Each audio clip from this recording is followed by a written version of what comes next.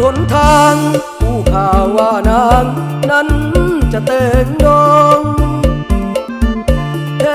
มยังฝากซองบัดเชิญให้ไปห่วมงานได้ยินข่าวแล้วน้องแก้วแสนทรมานบ่มีเงินใส่ซองจอมขวัญท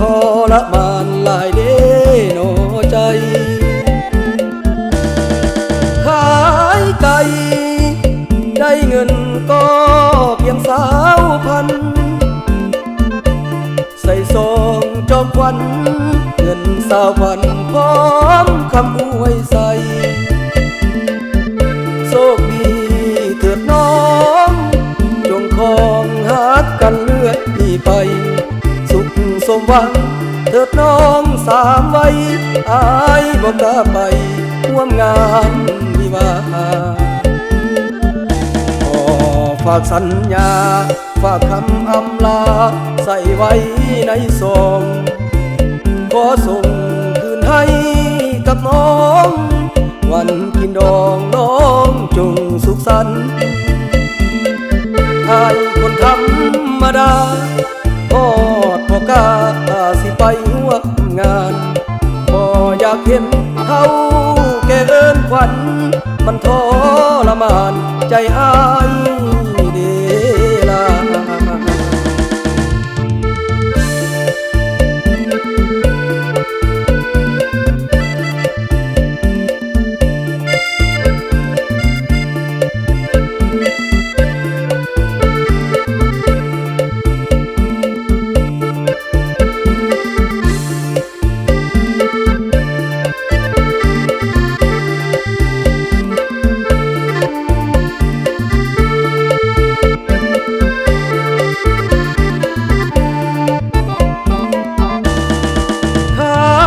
ไก่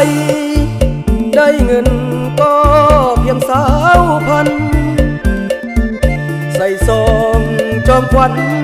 เงิน20,000พร้อมคำอวยใส่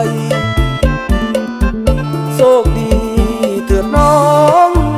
จงคองหักกันเลื่อยไปสุขสมหวังเถิดน้องสามวัยอายบ่กล้าไปร่วมงานวิวาห์ขอฝากสัญญาฝากคำอำลาใส่ไว้ในซองขอส่งคืนให้กับน้องวันกินดองน้องจงสุขสันต์ให้คนธรรมดาพอดพอกา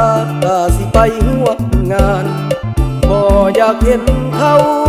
แก่เอิ้นขวัญมันทรมานใจอายเดลา